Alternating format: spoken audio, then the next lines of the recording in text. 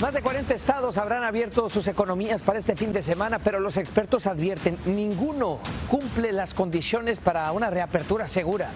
Además, México anticipa que puede sufrir una segunda ola de coronavirus a partir de octubre. En Centroamérica, Honduras es el país más castigado por la pandemia. Y el país le da las gracias a los enfermeros en su día. Nosotros tenemos el testimonio de uno de estos auténticos héroes en la lucha contra el virus.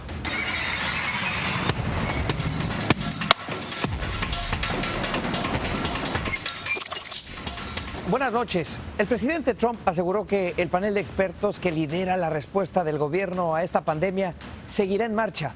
Apenas ayer él y el vicepresidente Mike Pence habían dicho que lo iban a desmantelar en junio.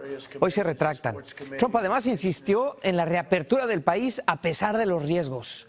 Hoy por hoy hay más de 1.200.000 casos, más de 73.000 muertes en todo Estados Unidos.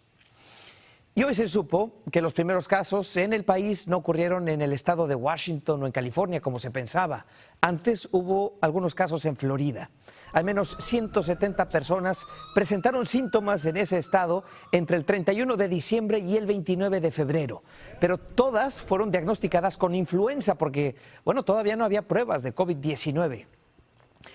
La reapertura de la economía avanza a pesar de los riesgos. Más de 40 estados habrán levantado parcialmente las restricciones para este fin de semana. Los expertos advierten que casi ninguno de ellos cumple los requisitos que se habían establecido para reabrir.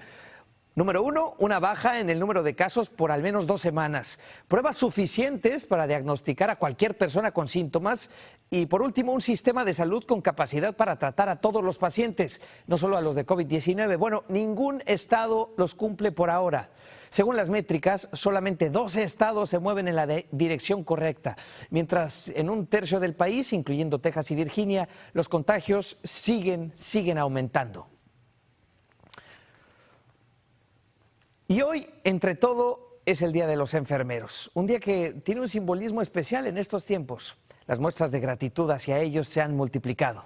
En Los Ángeles, bomberos y policías realizaron una caravana en honor a los trabajadores de la salud que arriesgan su vida para poder salvar las de los demás. Los enfermeros y las enfermeras son los héroes que luchan en la primera línea de esta pandemia. Y como una forma de reconocimiento a su labor, hemos invitado esta noche a un soñador que ahora trabaja como enfermero en el Hospital Metodista de Houston, Javier Quiroz. Muchas gracias, Javier, por estar con nosotros. Buenas noches y felicidades en este día. Buenas noches, David. Muchas gracias por la oportunidad de estar aquí para contar mi historia. Cuéntanos, Javier, ¿cómo te sientes?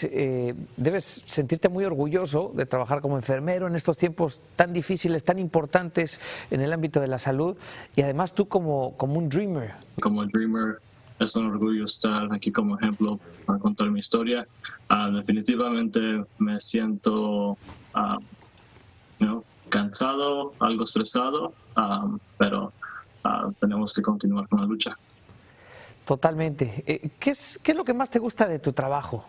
Me gusta estar todo el día con los pacientes y tratar de darles el cuidado máximo que se merecen.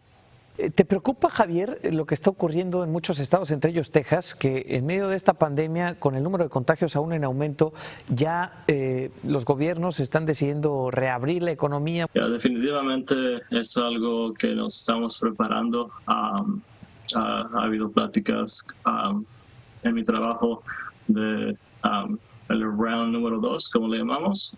Dices round como una pelea de box, ¿así lo ves?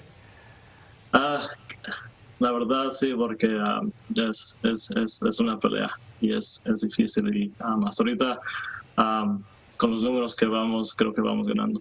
¿Qué mensaje tienes para tus compañeros, amigos enfermeros en este día? A todos los enfermeros y enfermeras y doctores, mucha suerte en su batalla, especialmente a todos los recipientes de DACA. Mucho ánimo y les deseo lo mejor. Nosotros nos merecemos mucho más de lo que nos han dado. Definitivamente quiero que nos den algún paso a la ciudadanía y no nomás a nosotros, sino a muchos otros inmigrantes. Totalmente, Javier. Pues yo te agradezco mucho tu ejemplo, tu testimonio, tu trabajo en estos momentos tan importantes. Gracias por estar con nosotros. Buenas noches. No, muchísimas gracias a ustedes. Buenas noches. Y felicidades a todos los enfermeros. El golpe del COVID que está dando a la economía es catastrófico. Una encuesta realizada por el Instituto Brookings muestra que desde que se inició la pandemia, casi 1 de cada 5 niños menores de 12 años en Estados Unidos está pasando hambre. El promedio es 3 veces peor que el registrado durante la recesión de 2008. Muchos de esos niños son hijos de inmigrantes sin documentos. Justamente un grupo de ellos, niños nacidos aquí en Estados Unidos, hijos de inmigrantes, presentó hoy una demanda contra el gobierno de Trump. Lo acusa de discriminación por excluirlos de la ayuda económica por el coronavirus, una ayuda que estas familias necesitan hoy más que nunca. Claro que es injusto, porque ellos son ciudadanos, ellos tienen el derecho. No podemos recibir ninguna ayuda, mi esposo, ni yo, ni mis hijos. La demanda está a nombre de niños de entre 7 meses y 9 años. El argumento es que, habiendo nacido en este país, estos menores tienen el mismo derecho que cualquier otro ciudadano a recibir las protecciones federales. Mañana el Departamento de Trabajo dará oficialmente la tasa de desempleo de abril. Se espera que sea gigantesca. Para darnos una idea, el mes pasado, más de 20 millones de personas solicitaron los beneficios del desempleo. Los economistas predicen que la tasa de desempleo girará en torno al 20%, un nivel de desocupación que este país no veía desde hace por lo menos 90 años. Es que es 1 de cada 5 personas. En Illinois, 1 de cada 4 infectados es latino y la peor parte se la llevan los barrios hispanos de Chicago como La Villita, en donde la mitad de las pruebas han salido positivas. Rubén Pereira tiene el informe. Aterrado por el coronavirus, hoy José manejó a una iglesia del sur de Chicago para obtener más cubrebocas. Como estoy operado del corazón, debe cuidarme lo más posible que sea. Y peligro nomás cuando está enfermo de algo.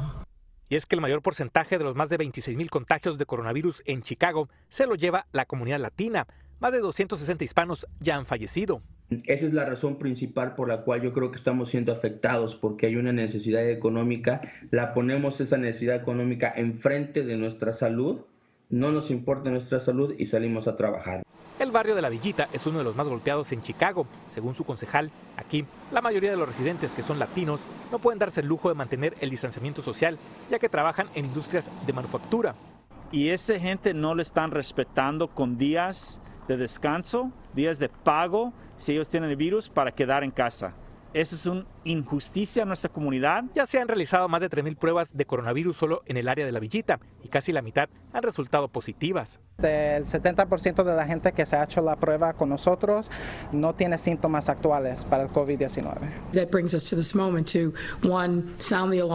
Entre las acciones que tomará la ciudad de Chicago es realizar foros informativos bilingües, acceso a habitaciones de hotel para familias extensas y ayuda para quienes no cuenten con seguro médico. Rubén Pereira, Noticias Telemundo. Esta es una crisis de salud y es una crisis económica. Los pequeños negocios tratan de sobrevivir. Nos acompaña ahora Enrique Méndez. Él es dueño de una pizzería en Nueva York. Enrique, muchas gracias por estar con nosotros. Buenas noches. ¿Qué tal, Julio? Buenas noches. Un placer estar contigo. ¿Cómo ha sido esto? ¿Cómo has podido salir a flote? Estos días han sido difíciles, supongo. Sí, tremendamente difíciles.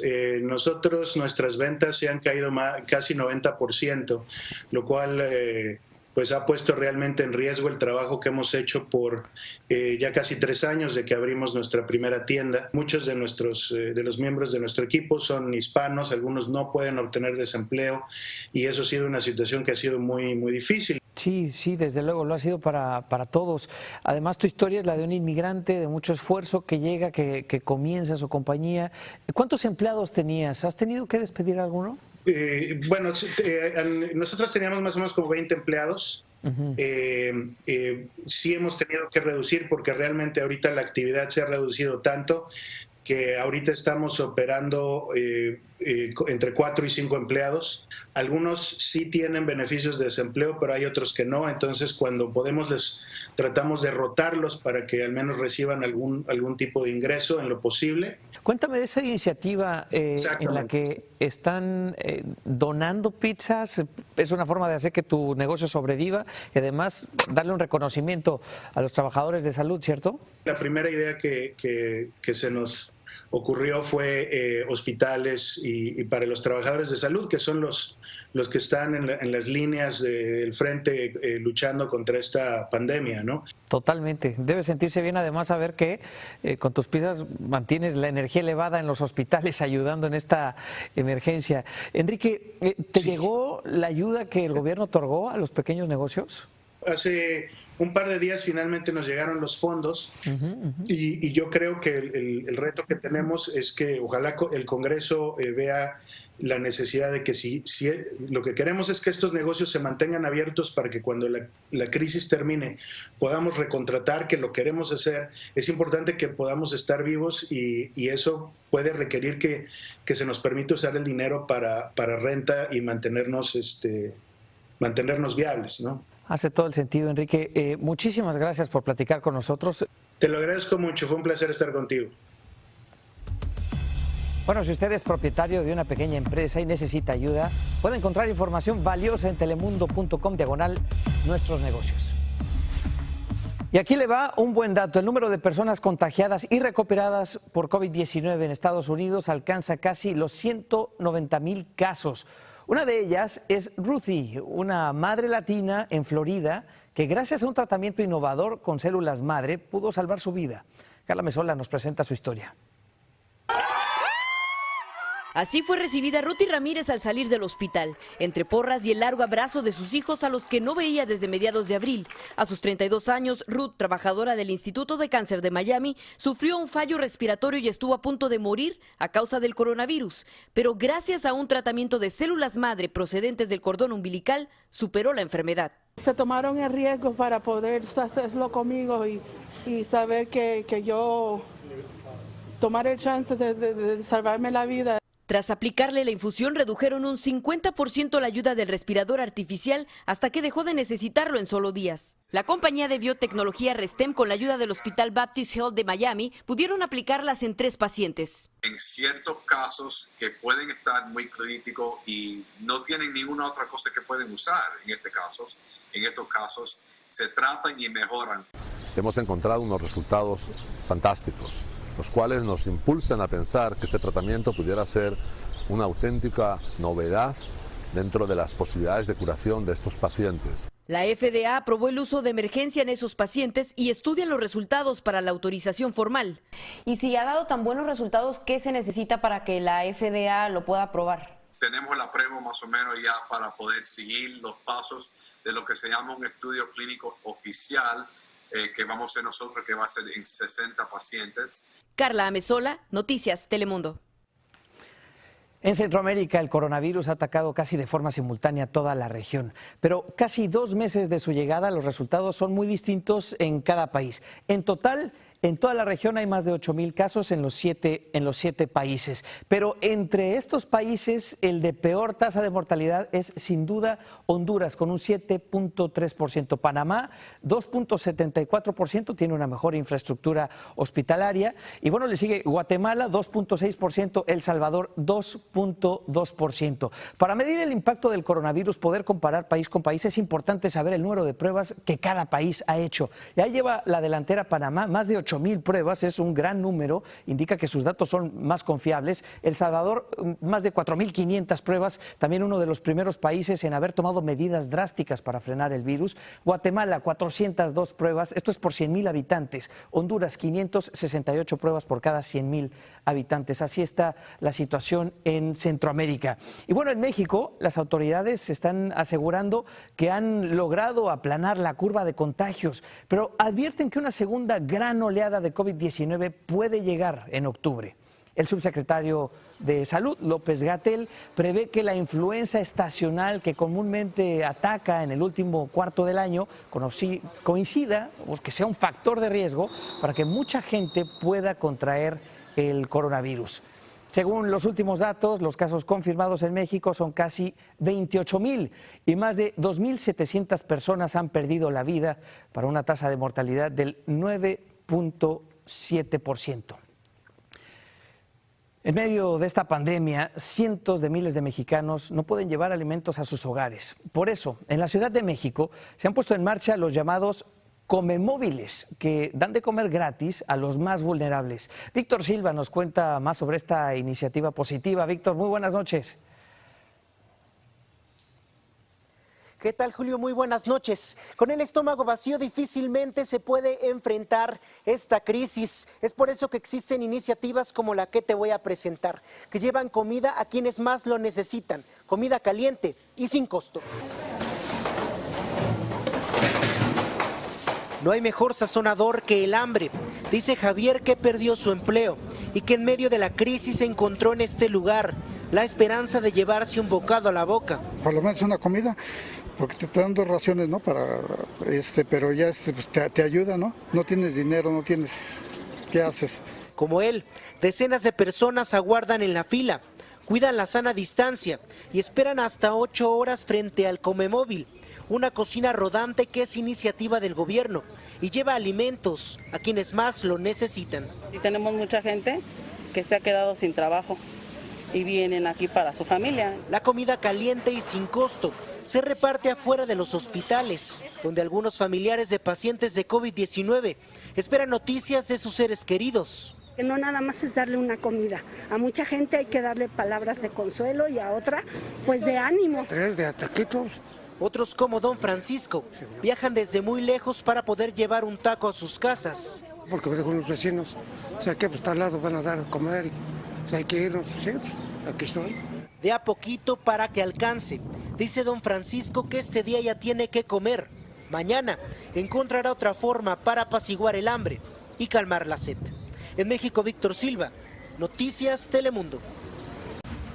Italia, uno de los países más afectados, sufrió un repunte en su cifra de fallecidos. En las últimas 24 horas hubo cerca de 400, a diferencia de los 200 diarios que veíamos viendo en los últimos días. Italia ha comenzado ya a levantar algunas restricciones. Y en España, las estrellas del Real Madrid y del Barcelona regresaron a sus clubes por primera vez desde que se suspendió la liga en marzo pasado. Los futbolistas empezaron hoy a someterse a pruebas de coronavirus. Este es el primer paso para comenzar ya los entrenamientos que se anunció serán individuales. Antes de despedirnos, celebramos el Día Nacional del Enfermero. No hay homenaje que alcance para reconocer el trabajo tan importante que hacen todos. Hoy, unos héroes. Y a todos les decimos muchas gracias. Siga con titulares y más. Buenas noches.